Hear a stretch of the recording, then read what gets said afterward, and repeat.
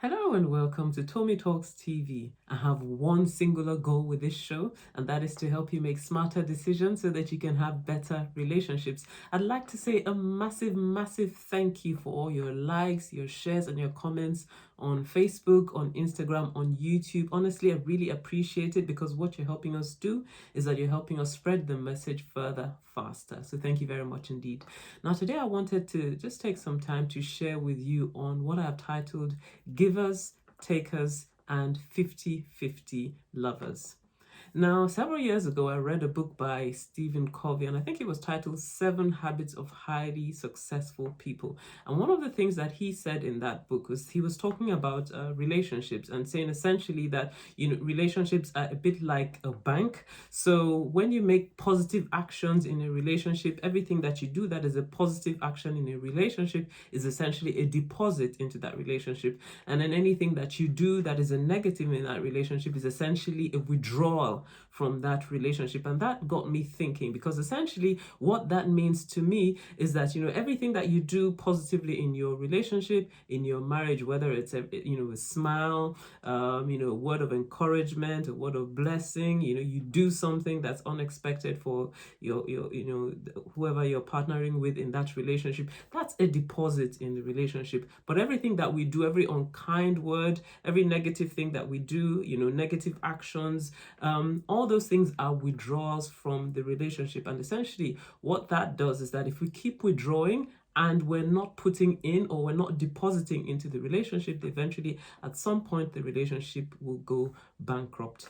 The reality is that no relationship will thrive where there are endless withdrawals without commensurate deposits into that relationship. So over time, you find that the relationship, begins to head towards disintegration because there's just been withdrawals, and no deposits in that relationship. So one crucial question I'd like you to ask yourself today is this: am I a giver, a taker, or a 50-50 lover in my relationships? Because each one of us, we have our own private concept of love, how we see love, what love is supposed to be like, and that dictates how we relate in our relationships, how we treat the other person in our relationships and all that. So it's well worth thinking about, how do I actually see love? What's my concept of love? And how do I come across in the way that I relate in my relationship? So somebody that is a taker in a marriage would essentially expect that marriage be a relationship of convenience. So for them,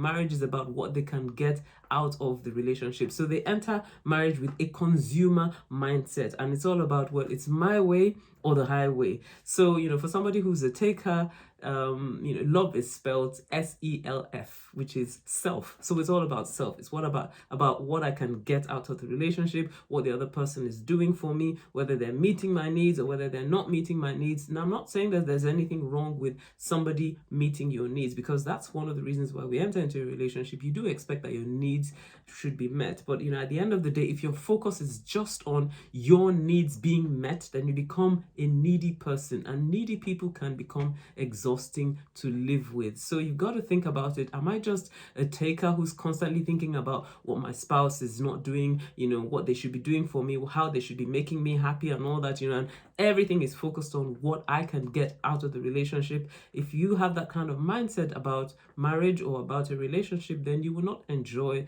the best that God has designed for you to experience in that relationship. And eventually the partner in the relationship just gets exhausted with all the withdrawals and no deposits, and the relationship goes bankrupt. Now, the other way which people approach, relationship is what I call 50-50. So these are 50-50 lovers in a marriage. So a 50-50 lover is essentially someone that views a marriage as a contractual arrangement. So essentially it's all about, well, I do this, you do that. You do this, I do that. That's the way they view marriage, and for them, ultimately they look at it like, well, that is a fair proposition. So, I will hold up my part in the marriage as long as you continue to do your part in the marriage, which seems fair enough, it seems perfectly logical.